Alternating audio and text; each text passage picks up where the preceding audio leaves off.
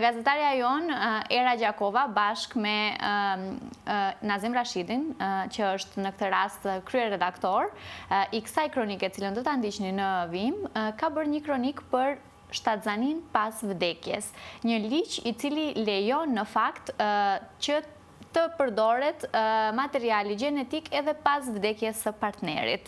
Një ligj i cili nuk njihet mjaftueshëm dhe një kronik në fakt e cila është bërë në një mënyrë shumë inovative. Mes një bashkëbisedimi mes vet Nazim Rashidit dhe Era Gjakovës, që në këtë rast është gazetare, ata të dy sqarojnë se cila është në fakt situata pikërisht me shtatzanin pas vdekjes, si e përcakton ligji, çfarë thonë njerëzit kompetent pikërisht për këtë, a ka ose jo mangësi dhe gjithçka tjetër që duhet të dim pikërisht për këtë çështje. E thash edhe një herë, një mënyrë shumë inovative e të bërit gazetari, një mënyrë më ndryshe, do ta ndjekim në vim për të parë se për çfarë bëhet fjalë. Era, për çfarë je duke punuar? Azim, për momentin po punoj në një temë e cila është mjaft intriguese, risi dhe shumë pak e diskutuar, por mos tën fare e diskutuar tek ne. Po për çfarë bëhet fjalë? E po ta imagjinosh që nëse dashuria jetës sonë do të vdiste, mirë po sërish të mund të na jepte një fëmijë edhe pas vdekjes. Kjo goxha intriguese, po si arrihet, si mund të bëhet një gjë e tillë? Po tashmë, me zhvillimin e shkencës, vdekja nuk është një lajm të mirë për gjithmonë. Shkenca po na jep mundësinë që edhe pas vdekjes së partnerit, nga ai të kemi një diçka të mbetur, një trashëgimi që është një bebë nga një partner që nuk jeton më. Po si mund të bëhet kjo, për shembull? E po tashmë mjekësia po i teston këto kufit e jetës dhe vdekjes dhe ka dalë një kufi i ri, një dimension i ri i quajtur fekondimi post-mortem, i cili edhe pas vdekjes mund të na jep një fëmijë nga personi që ne kemi dashuruar. Ta sqarojmë këtë konceptin e fertilizimit post-mortem. Ti e din se nëse ne nuk e kuptojmë që fillojmë të merremi me këtë temë, as publiku nuk do ta kuptojë. Si funksionon? Për çfarë bëhet fjalë? Po, në fakt, edhe pse duket si një term shumë fantashkencore, shumë i thjeshtë për të sqaruar, pasi që bëhet fjalë për ngjizje pas vdekjes apo ndryshe i quajtur edhe si PMF, dhe që ndodh përmes spermas dhe vezës nga partnerët që tashmë kanë ndruar jetë. Pra, mund të merret sperma dhe veza nga një person që ka ndruar jetë. Në rast i parë është më i shpesh, marrja e spermës është shumë më shpesh ndodhur dhe kjo ndodh përmes marrjes së spermës pasi që personi ka vdekur në një afat kohor 24 orë deri në 36 orë dhe më pas ndodh kriptokonservimi apo prezervimi i spermës në kushte laboratorike, patjetër këtë e quajmë si ngrirje të spermës, dhe më pas përmes metodës së IVF-it apo një metodë shumë e njohur si in vitroja, vjen deri te fertilizimi apo ngjizja e embrionit të personit të gjallë dhe të spermës së ngrirë. Por kjo mund të ndodhë sipas asaj që thua ti, edhe nëse kjo metodë bëhet edhe tek femrat apo jo? Patjetër, gjithsesi mund të ndodh edhe nga vezët e marra nga një grua tashmë e vdekur, nuk është shumë e shpesh, nuk e hasim shpesh, por patjetër që mund të ndodh. Po mirë, kush nga mjekët e sqaron këtë, sepse për të sqaruar këto çështje ne si gazetar gjithmonë kemi nevojë t'i pyesim ekspertët apo jo, me kë ke fol? Definitivisht, në fakt Vaso Kurunovski është eksperti me cilin unë diskutova, është ginekolog dhe i njëjti na e tregon komplet procedurën nga fillimi deri në fund, kështu që unë them ta ndjekim deklaratën e tij. Dakord. Da, to će mora da bude in vitro. Spermatozoidите koga se zamrznati, ta krioprezervacija, ta je dosta, u današnje vreme, dosta solidna, znači imаме mnogo bremenosti со krioprezervacija.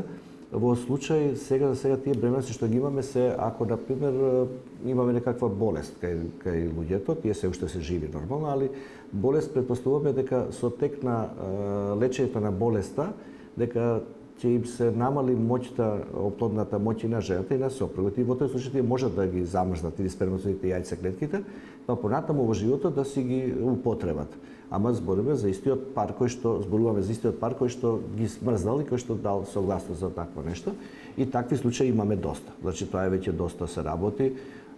Се смрзнуваат јајцеклетките, криопрезервацијата е сосема окей, сосема се нормални тие јајцеклетки и сперматозоидот кои ќе се одмрзнат после тоа и се употребуваат во тие инвитро процеси. И тоа е доста, мислам дека во сите центри каде што се работи инвитрото има такви случаи кои што се доста успешно решени на крај. Duket shumë interesante era dhe shumë moderne dhe ndodh edhe të neve. Si mund ta sqarojmë sa kohë ndodh ky fenomen, kjo lloj metode interesante? Po, në fakt në dëgjim të parë duket se një metodë e shekullit 21, por në fakt e njëjta fillet e saj i gjen nga shekulli i kaluar, kur kemi rastin e parë të lindjes së suksesshme të fëmijës në vitin 1999, ku prindi, babai kishte ndruar jetë një vit më parë dhe brenda 30 orëve është marrë sperma e tij dhe më pas është ngjisur me embrionin e nënës dhe kemi lindjen e parë në vitin 1999, Nazim. Por si procedohet më tej tani, domethënë në kohën tonë, sepse megjithatë është një çështje delikate, do të kisha thënë dhe emocionale. Si perceptohet këtu? Çfarë bëhet më tej?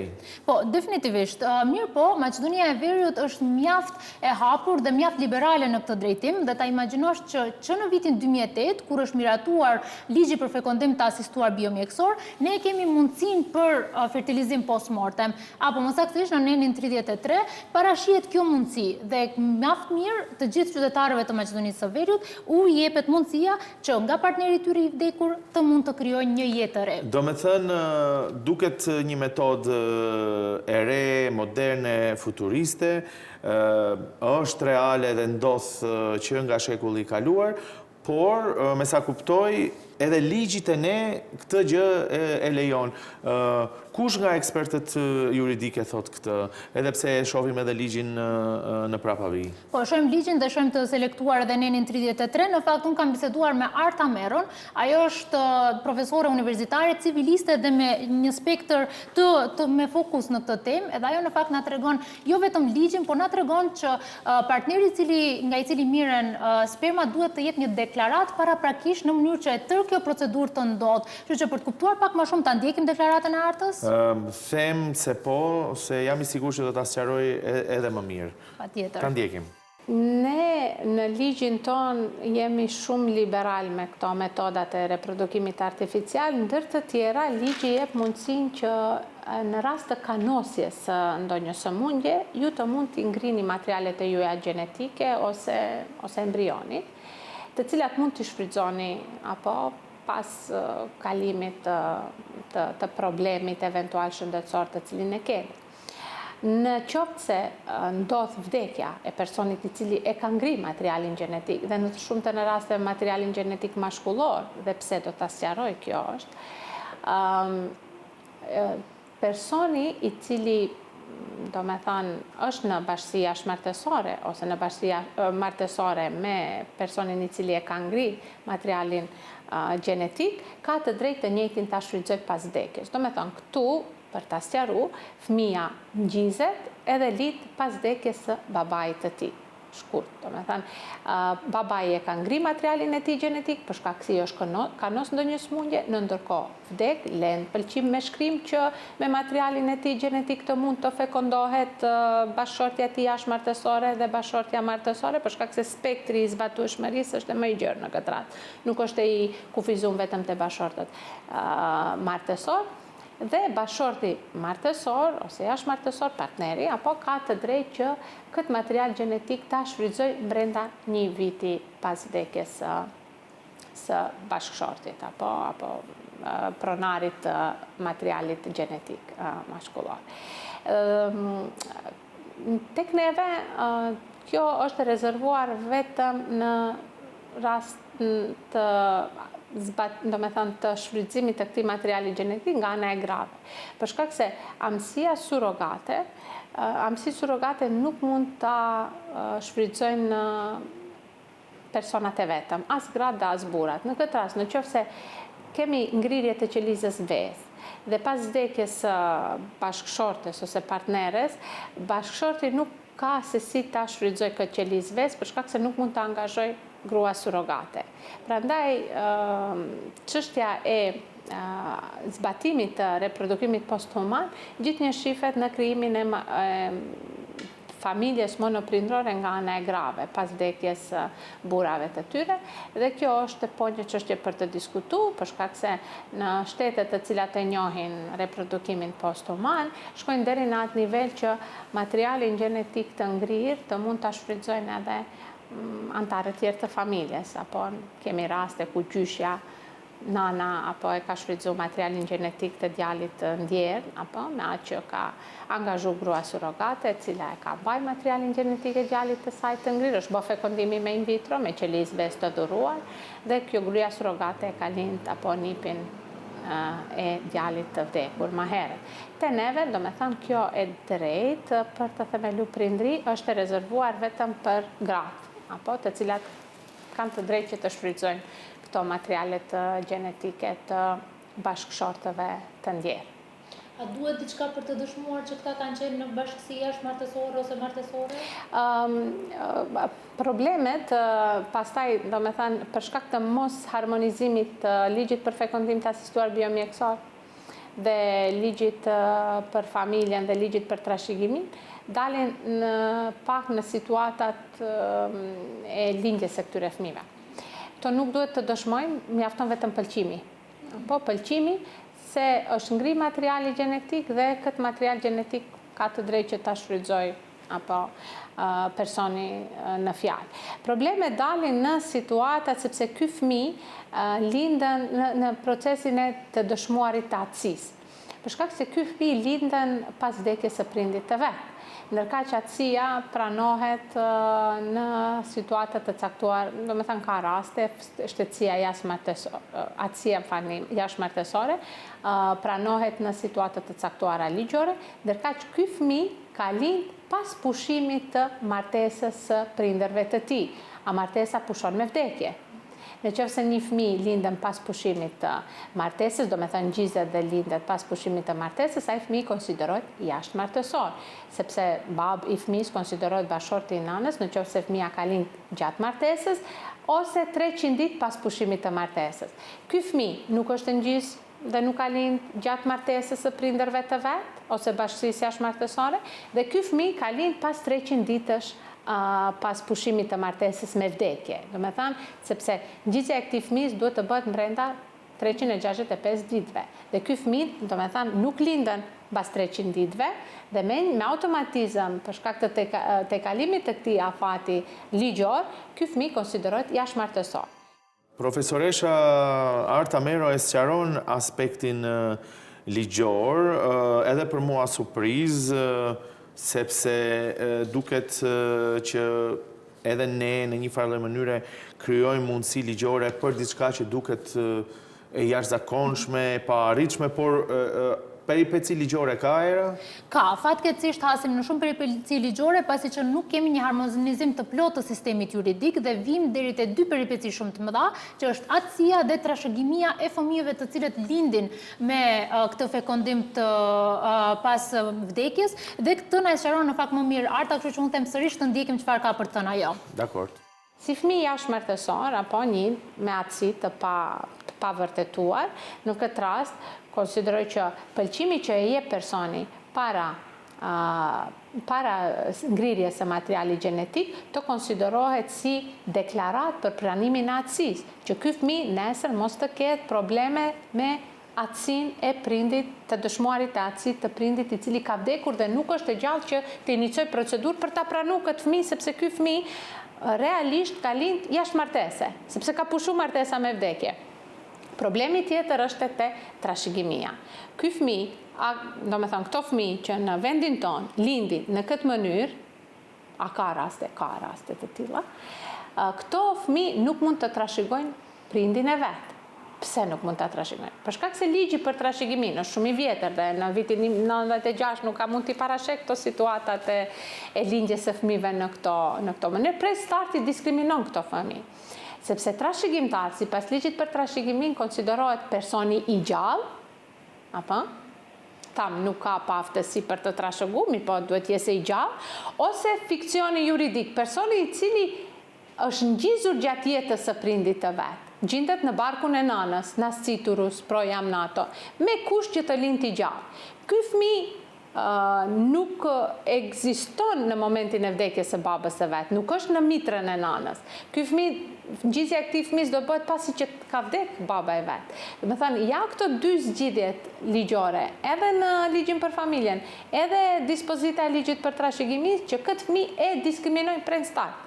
për shkak të mënyrës së ngjizjes dhe lindjes. Do të thënë, ka aci të pa vërtetume, sipas ligjit për familjen, edhe ky fëmijë nuk është në kategorinë e trashëgimtarëve potencial të prindit të vet, sepse ngjizja dhe lindja e këtij fëmije bëhet pas vdekjes së prindit dhe normal që ka situatë, do me thënë duhet të bëhen ndryshime ligjore, sepse këto fëmijë nuk guxojnë të diskriminohen në aspektin e realizimit të drejtave të tyre subjektive. Kishim një shpjegim të profesoreshës ligjor me gjithë peripecit dhe vështirësit, por institucionet, a i ke kontaktuar era, çfarë thonë institucionet tona? Po, në fakt, Nazim, unë kam kontaktuar fillimisht Ministrinë e Shëndetësisë për kuptuar se a kemi pas raste ne të fekondimit apo fertilizimit post-mortem, dhe nga ata kemi marrë një përgjigje që në 3 vitet e fundit nuk është regjistruar asnjë rast apo asnjë kërkesë për të bërë këtë si procedurë mjekësore, por gjithashtu kam kontaktuar edhe Institutin e Shëndetit Publik, ku më dhanë të njëjtën përgjigje që nuk ka ndonjë rast të evidentuar. Nga fondi shëndetësor thonë gjithashtu që të evidentuar s'ka ndonjë rast, mirë po, ekzistojnë protokolle të cilat mundësojnë ngjizjen e vezës dhe spermatozoidit, kështu që ekziston si mundësi, mirë po institucionet s'kan të dhëna.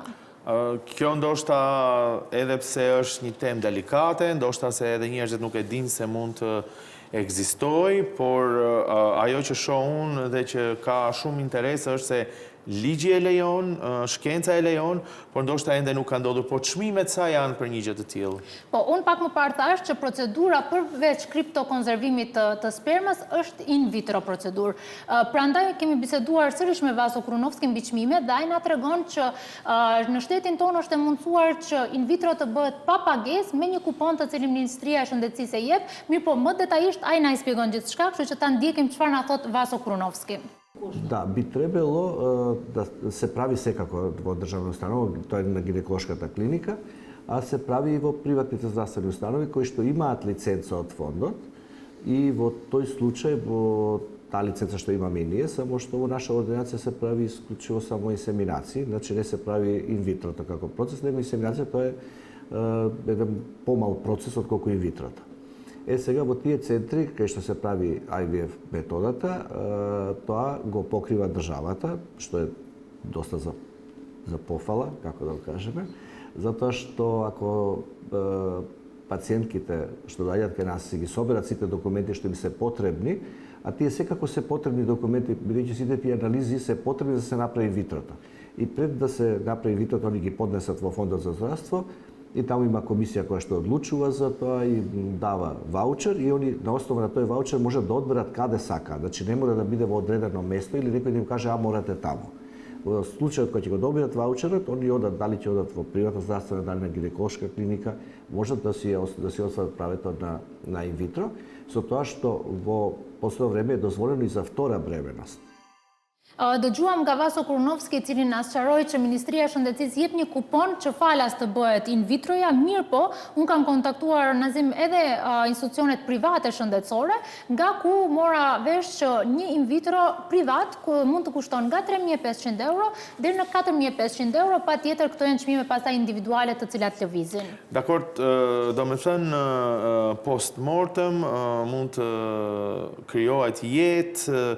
Ideja është se procedurat janë pothuajse të njëjta, e tham ndoshta edhe më herët ligji e lejon, çmimet janë ato të ngjashme, duket problematike sepse njëri prej prindërve nuk do të jetojë më, por do t'i merret materiali gjenetik në formë shkencore dhe ashtu krijohet jeta. I folëm pak ndoshta edhe peripecit ligjore, vështirësitë ligjore për trashëgimin, por a ka analiza, ke folera për implikimet të personave që ndoshta lindin në këtë lloj mënyre dhe çfarë impakti psikologjik mund të ketë tek ata? Po, definitivisht, Nazim, si një gjë mjaft e re dhe tham që në fillim që është pak e diskutuar, unë diskutova edhe me Edira Destanin, në fakt ajo është psikologe dhe në punën e saj të përditshme punon me fëmijë, për të pyetur se si në fakt mund të ndikojë kjo tek fëmia, i cili lind me këtë metodë, dhe ajo thotë që fëmia gjatë jetës ka nevojë për rolin dhe figurën e të dy prindërve gjatë jetës, mirë po mungesa e njërit prej tyre mund t'i vendos para dilemës se a janë të dashur nga vetë nëna, apo ajo ka vendosur për këtë metodë vetëm për ta plotësuar vetminë e saj dhe mund t'i risjell tiparet e babait të saj përmes fëmisë të cilën po e lind. Mirë po gjithashtu mund dalin edhe dilema të tjera tek fëmijët, thot Edlira Destani, që mund të jenë se kush në të vërtetë janë ata dhe theksohet se gjithmonë mund të ketë pasiguri apo mbështetje jo të plot emocionale. Po megjithatë në botën tonë nuk është që është e çuditshme ose në kohën ku ne jetojmë që të ketë prindër që i rrisin fëmijët apo me një prind. Kështu që nuk do t'ishte edhe aq e çuditshme. Definitivisht, sepse përballja me një prind, nën vetushqyes e baba vetushqyes, janë të shpeshta dhe prandaj duhet të ngrihen dilema të përgjithshme dhe të sqarohen në fakt pyetje edhe më zgjerimisht. Mendoj që duhet të bëhen hulumtime më të thella në këtë drejtim, por që dilemat mund të jenë të ngjashme me ata fëmijë që rriten vetëm me njërin prind. Nga ana tjetër, duket moderne, duket diçka e re, megjithatë ndodhet edhe tek ne, që ta përfundojmë, si me thënë, kërkimin që e ke bërë, apo? Po, patjetër, në fakt, edhe pse duket diçka futuristike të cilën e tham, mirë, po ky koncept fertilizimi postmortem po ndodh çdo ditë, ndodh në diskutime familjare, në salla gjyqesh, ndodh në spitale dhe në të gjitha këto ne kemi diskutime mbi atë se a mund të sjellim jetë pas vdekjes së një partneri dhe po shkenca këtë më na e lejon, tek ne edhe ligji e lejon, kështu që kjo mundësi ekziston. Atëre mund të përfundojmë se dilema do të vazhdojnë se çfarë mund të bëjë njerëzimi dhe çfarë jo në këtë sens, edhe pse duke që këtu te ne nuk ka ndodhur një gjë e tillë ende, por gjithçka është e mundur, edhe shkencërisht, edhe ligjerisht, pavarësisht dilemave. Definitivt. Dëshira e njeriut për të jetuar përgjithmonë ka ekzistuar dhe do vazhdoj të ekzistojë, mirë po duhet të marrë parasysh edhe kostot të cilat të vinë me to, qoftë ato emocionale apo edhe ligjore, por edhe kostot tjera të cilat do t'i sjellë fekondimi postmortem, e cilat do të mbetet t'i shohim edhe në vitet në vijim. Dakor, Era, ke bërë një punë relativisht kërkuese të thellë për çështjen. Shpresojmë se gjithashtu edhe publiku do të informohet në detaje për këtë çështje.